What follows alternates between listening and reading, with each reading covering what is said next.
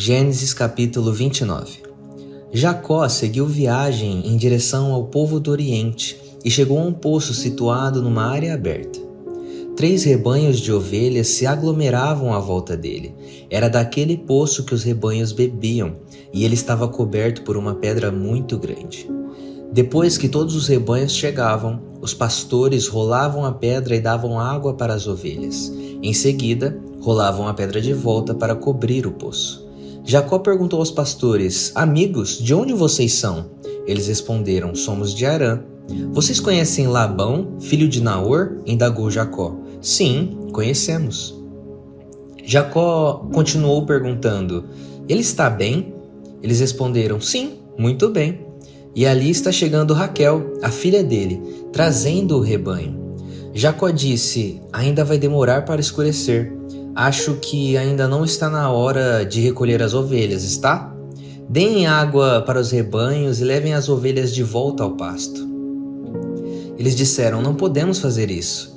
Temos de esperar até que todos os pastores cheguem aqui. É preciso muita gente para rolar a pedra do poço. Só depois é que os rebanhos podem beber." Enquanto Jacó conversava com eles, Raquel chegou com o rebanho do pai. Ela era pastora. Assim que viu Raquel, filha de Labão, irmão de sua mãe, chegando com as ovelhas do seu tio Labão, Jacó rolou sozinho a pedra da boca do poço e deu água às ovelhas. Em seguida, beijou Raquel e se derramou em lágrimas. Contou à moça que era parente do pai dela, filho de Rebeca. Ela correu e contou tudo ao pai. Quando soube da novidade, Jacó, filho de sua irmã, estava na cidade. Labão correu ao encontro dele, abraçou-o, beijou-o e o levou para casa. Já acomodado, Jacó fez a Labão um relato completo da viagem. Labão reconheceu: "Você é meu parente, sangue do meu sangue." Depois de um mês que Jacó estava com ele, Labão propôs: "Você é meu sobrinho, por isso não deve ficar trabalhando de graça. Diga-me quanto quer receber. Quanto seria justo?" Labão tinha 2 filhas. Lia era a mais velha e Raquel a caçula. Lia tinha belos olhos, mas Raquel era de uma beleza impressionante. E Jacó amava Raquel. Jacó respondeu: "Trabalharei para você durante 7 anos em troca de Raquel, sua filha mais nova." Labão gostou da ideia. "Combinado. É muito melhor que eu dê a você que mais tarde ter de concordar em que ela se case com alguém de fora. Fique aqui comigo." Assim, Jacó trabalhou 7 anos em troca de Raquel, mas para ele pareceram poucos dias, porque a amava muito. No prazo acertado, Jacó disse a Labão: "Agora quero minha esposa. Já cumpri minha parte do acordo. Estou pronto para consumar meu casamento." Labão convidou toda a população local e deu uma grande festa, mas quando chegou a noite, foi Lia quem ele conduziu ao leito nupcial. E Jacó deitou-se com ela. Labão deu a Lia uma escrava chamada Zilpa para que a servisse. Quando o dia clareou, lá estava Lia no leito nupcial. Jacó foi tomar satisfações com Labão. "Por que você me fez isso? Não trabalhei todo esse tempo em troca da mão de Raquel? Por que você me trapaceou?" Labão respondeu: "Não é assim que costumamos fazer aqui. Não damos a filha mais nova em casamento antes da mais velha. Aproveite sua semana de lua de mel e darei a você também a outra, mas isso custará mais 7 anos de trabalho." Jacó concordou. Ao completar a semana da lua de mel, Labão entregou Raquel a ele e deu a Raquel uma escrava chamada Bila para que a servisse. Jacó deitou-se com Raquel e ele amava a Raquel mais que a Lia. Por causa dela, trabalhou mais 7 anos para Labão. Quando o Eterno viu que Lia era menos amada, fez dela uma mulher fértil, enquanto Raquel era estéril. Lia engravidou e teve um filho. Deu a ele o nome de Ruben. "Veja, é um menino." E disse: "Sem dúvida, é um sinal de que o Eterno olhou para a minha desgraça, um sinal de que agora meu marido há de me amar." Ela engravidou outra vez, teve outro menino e disse: "O Eterno soube que eu era menos amada e me deu este filho também." E deu a ele o nome de Simeão. O Eterno ouviu. Depois disso, engravidou mais uma vez outro menino e disse: quem sabe agora meu marido se afeiçoará de mim, já lhe dei 3 filhos. Por isso, deu a ele o nome de Levi, afeição. Tempos depois, engravidou do 4º filho e disse: desta vez louvarei o Eterno. E deu ao menino o nome de Judá, louvado seja o Eterno. E não teve mais filhos. Gênesis capítulo 30. Quando a Raquel se deu conta de que não conseguia dar filhos a Jacó, teve ciúmes de sua irmã e foi reclamar com Jacó: dê-me filhos, senão morrerei. Jacó ficou irritado com Raquel e retrucou: por acaso sou Deus? Sou eu que não te dou filhos? Raquel respondeu: aqui está Bila, minha escrava. Deite-se com ela, que ela me substitua e que eu tenha um filho por meio dela. Pelo menos assim vou constituir família. E deu Bila por esposa a Jacó. Ele se deitou com ela e Bila engravidou, dando um filho a Jacó. Raquel disse: Deus está do meu lado e me fez justiça. Ele me ouviu e deu-me um filho. E deu a ele o nome de Dan, justiça. Bila, serva de Raquel, engravidou de novo e deu o 2º filho a Jacó. Raquel disse: fui para uma luta de tudo ou nada com minha irmã e venci. E deu a ele o nome de Naftali, luta. Quando Lia percebeu que não procriava mais, deu sua escrava Zilpa como esposa a Jacó, e Zilpa teve um filho dele. Lia disse: que sorte! E dei ao menino o nome de Gade, afortunado. Quando Zilpa, serva de Lia, teve o 2º filho com Jacó, Lia exclamou: que dia feliz! As mulheres me darão os parabéns pela minha felicidade. E deu a esse filho o nome de Aser, feliz. Certo dia, durante a colheita do trigo, Ruben achou algumas mandrágoras no campo e levou-as para casa, como presente para Lia. E Raquel perguntou a Lia: posso ficar com algumas das mandrágoras que o seu filho trouxe? Mas Lia retrucou: será que não basta você ter roubado o meu marido? Agora quer também as mandrágoras do meu filho? Raquel respondeu: tudo bem, vou deixar que ele se deite com você esta noite, em troca das mandrágoras que seu filho trouxe. Quando Jacó voltou do campo e chegou em casa, à noite, Lia foi ao seu encontro. Deite-se comigo esta noite. Troquei as mandrágoras de meu filho por uma noite com você. Então ele se deitou com ela naquela noite, e Deus ouviu a oração de Lia. Ela engravidou e teve seu 5º filho com Jacó. Lia disse: Deus me recompensou por eu ter dado minha escrava ao meu marido. E deu a ele o nome de Issacar, permutado. Lia engravidou mais uma vez e teve o seu 6º filho com Jacó, dizendo: Deus me deu um presente maravilhoso. Desta vez, meu marido até me dará presentes. Afinal, já lhe dei 6 filhos. E deu ao menino o nome de Zebulon, honra. Por último, teve uma menina e deu a ela o nome de Diná. Mas Deus também se lembrou de Raquel, ouviu a oração dela e permitiu que ela engravidasse. Ela teve um menino e disse: Deus pôs fim à minha humilhação.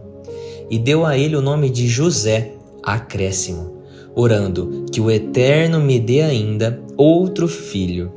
Depois que Raquel teve José, Jacó falou a Labão: permita que eu regresse para a minha terra.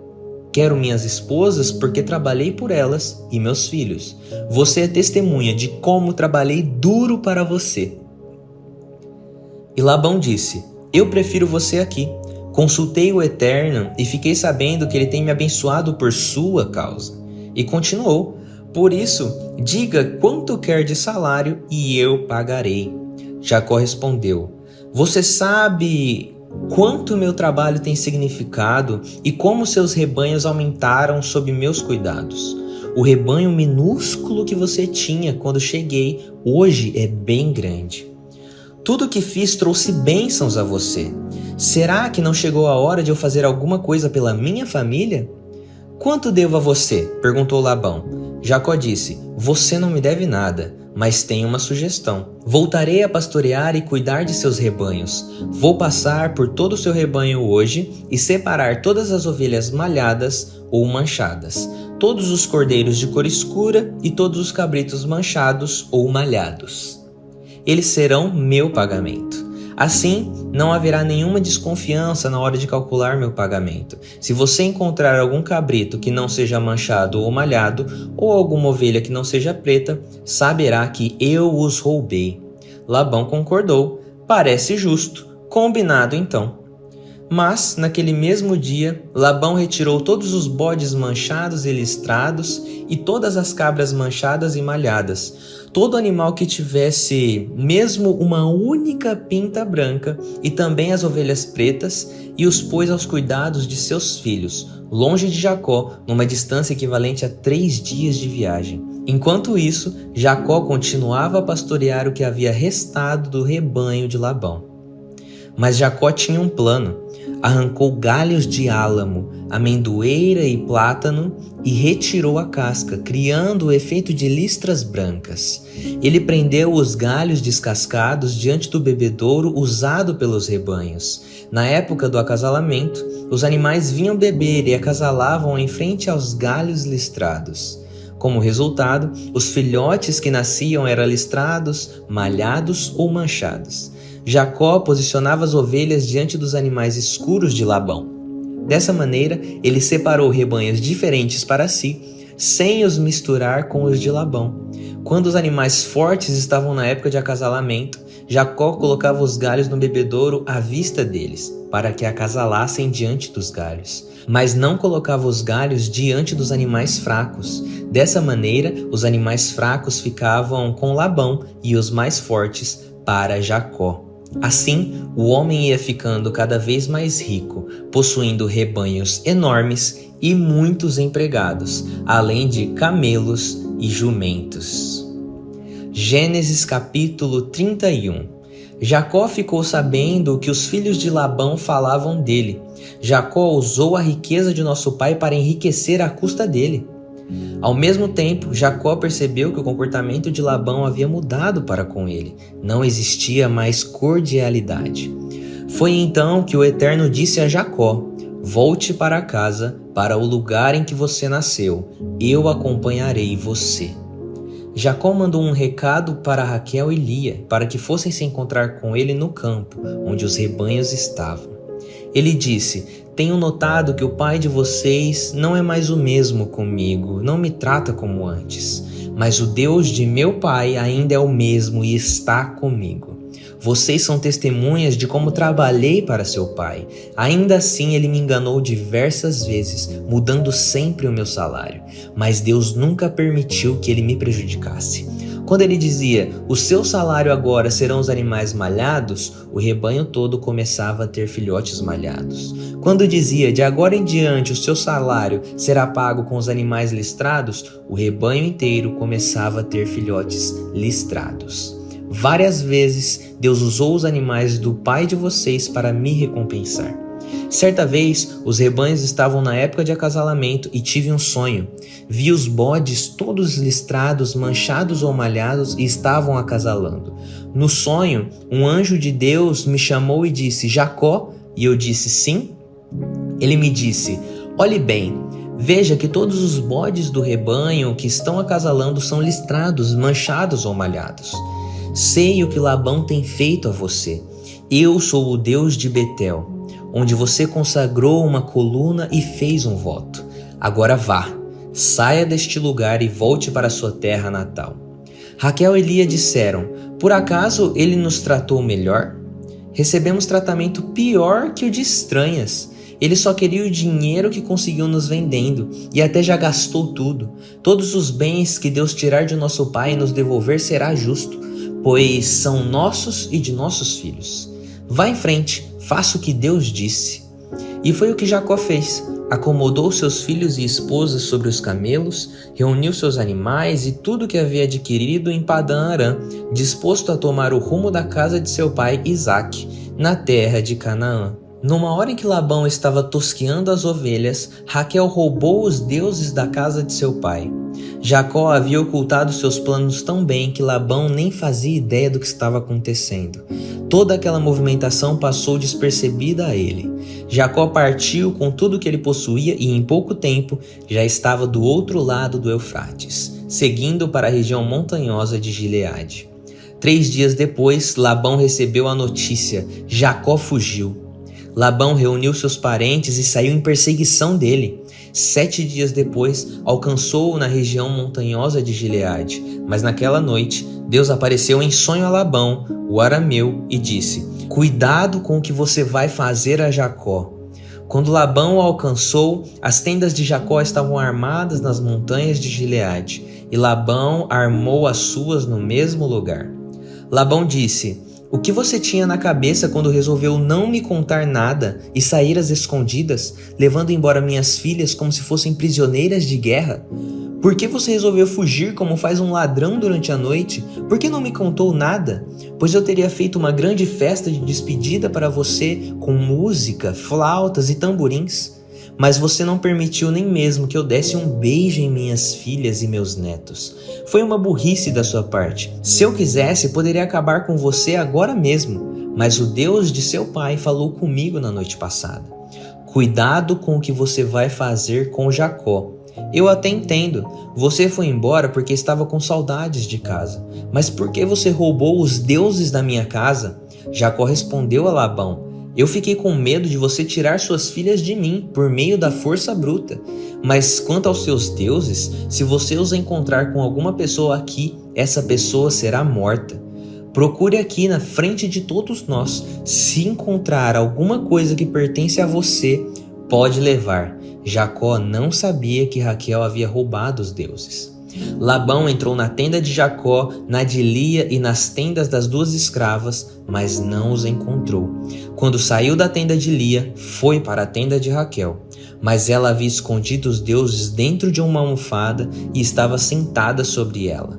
Depois que Labão revirou a tenda sem achar coisa alguma, Raquel disse a ele: Meu senhor, não pense que não o respeito por não me levantar diante do Senhor, mas estou naqueles dias. Por isso, ele virou e revirou o lugar, mas não encontrou os deuses da sua casa. Então foi a vez de Jacó ficar zangado, e ele esbravejou contra Labão. E agora, que crime eu cometi? Que mal eu fiz para que você me atormentasse desse jeito? Você já deu uma busca em toda a casa. Por acaso encontrou uma única coisa que pertencesse a você? Mostre-a, quero ver. As 2 famílias aqui podem ser os jurados e decidir por nós. Durante os 20 anos em que trabalhei para você, as fêmeas de ovelhas e cabras nunca perderam suas crias.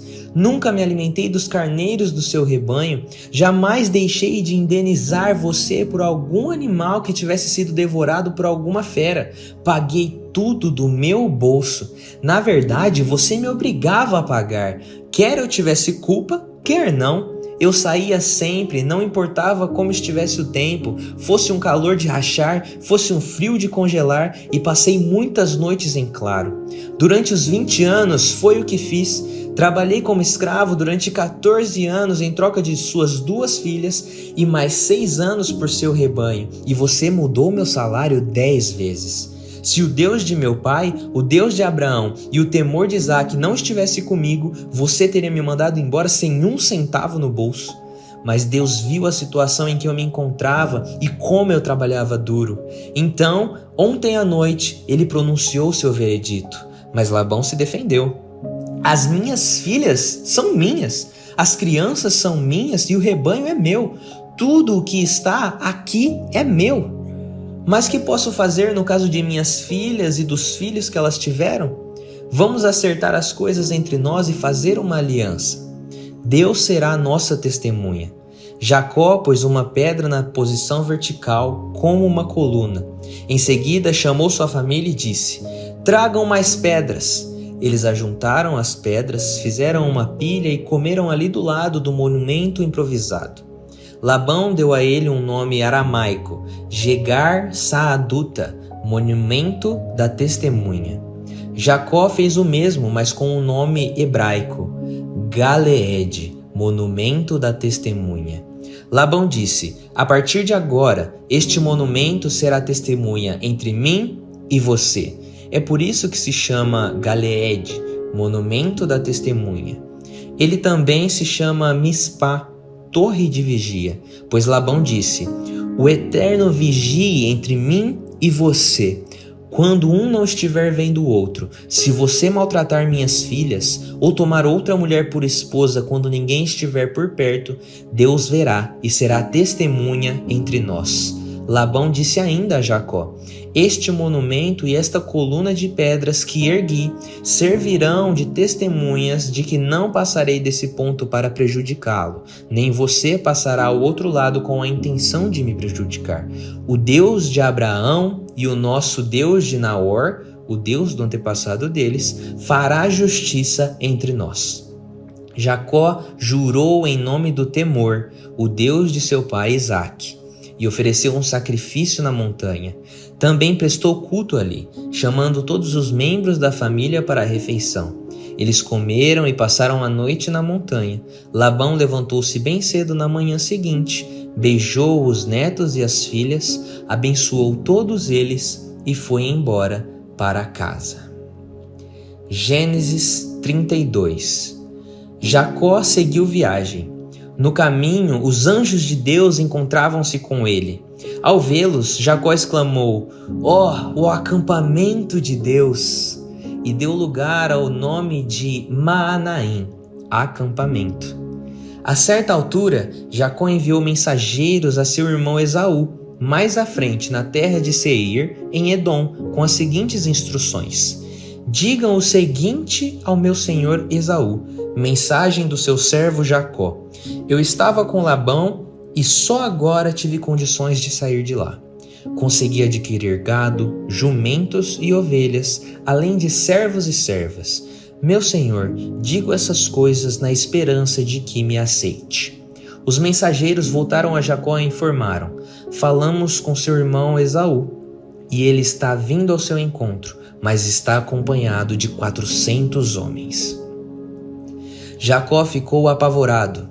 Em pânico, separou as pessoas que estavam com ele, as ovelhas, o gado e os camelos, em 2 acampamentos, pois pensava: se Esaú chegar ao primeiro acampamento e o atacar, o outro grupo terá chance de fugir.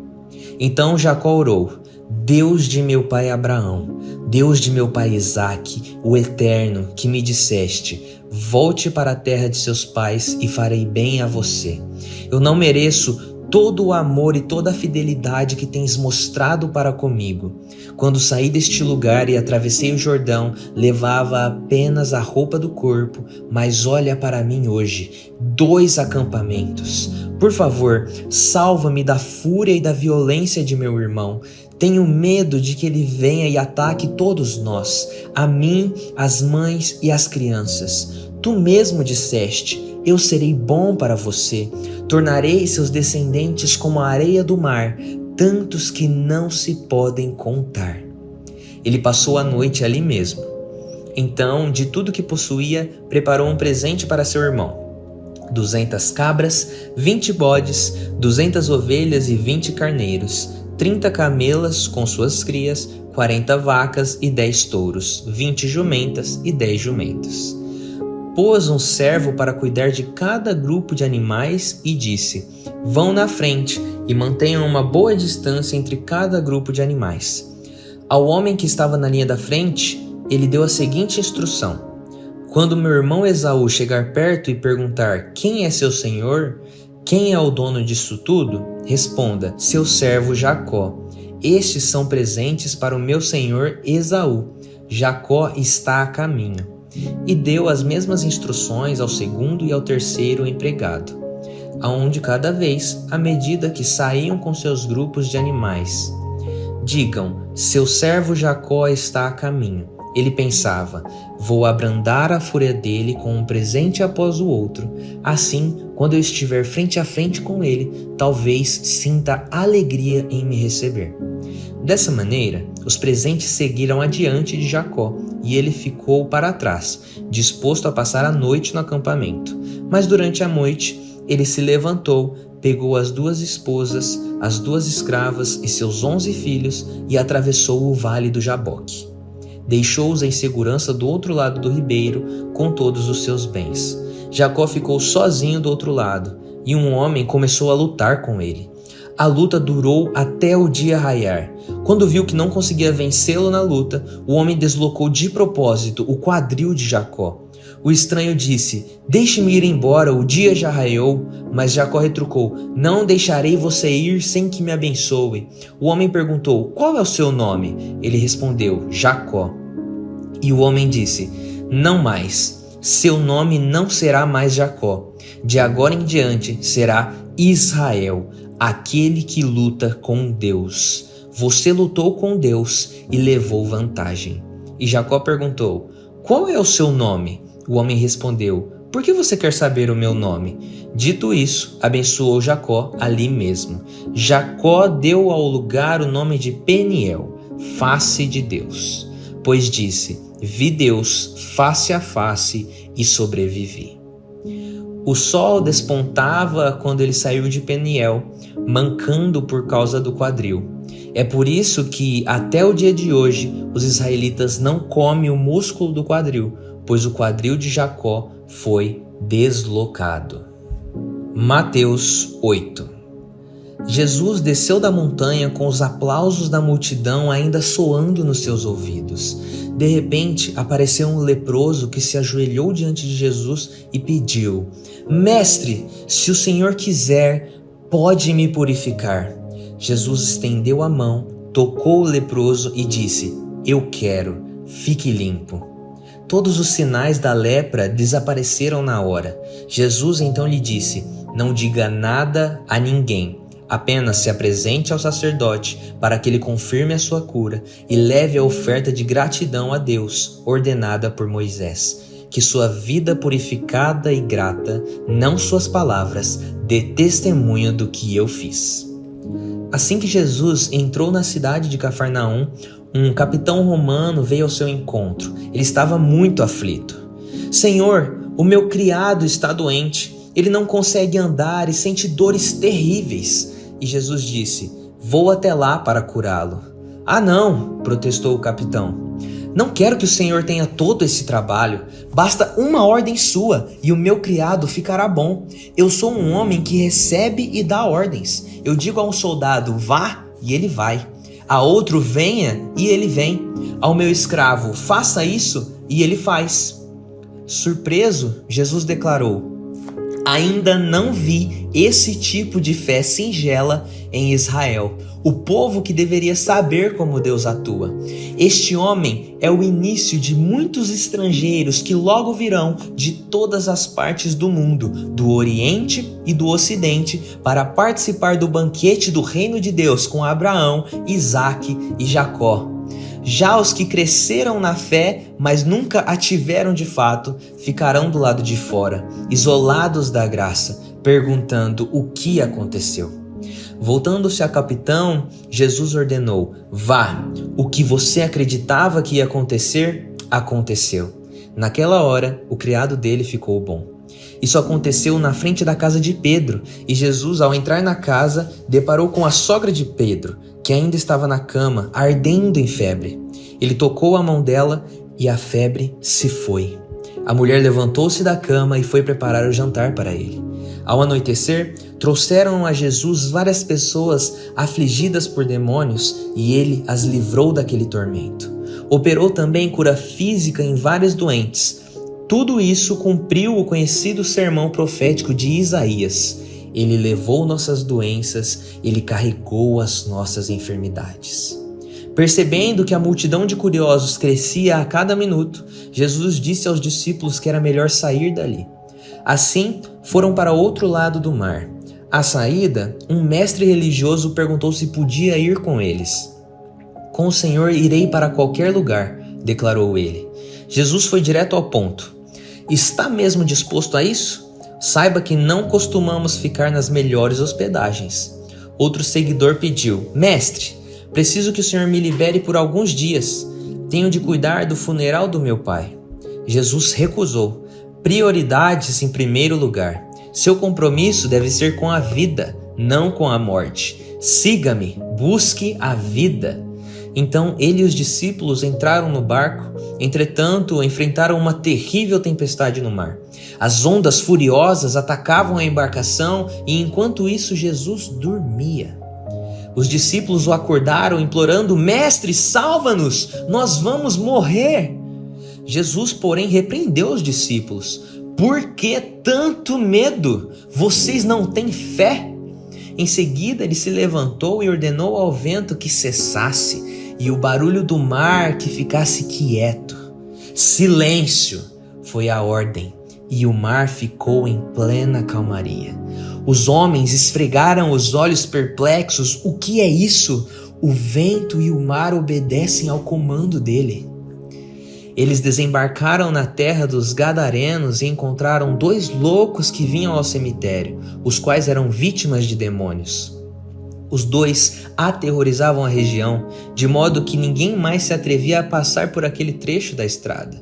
Quando avistaram Jesus, os loucos gritaram: Qual é o motivo de ficares nos importunando? Tu és filho de Deus, ainda não é a hora de te manifestares. Perto dali havia uma grande manada de porcos que estava pastando. Os demônios então suplicaram a Jesus: Já que vai nos expulsar destes homens, permita que vivamos nos porcos. Jesus concordou: Podem ir e saiam daqui. Enlouquecidos, os porcos pularam de um penhasco e se afogaram no mar. Aterrorizados, os que cuidavam dos porcos saíram em disparada e contaram na cidade o que havia acontecido aos loucos e aos porcos. O povo ficou revoltado por causa dos porcos que se perderam e uma multidão foi implorar a Jesus que saísse dali e nunca mais voltasse.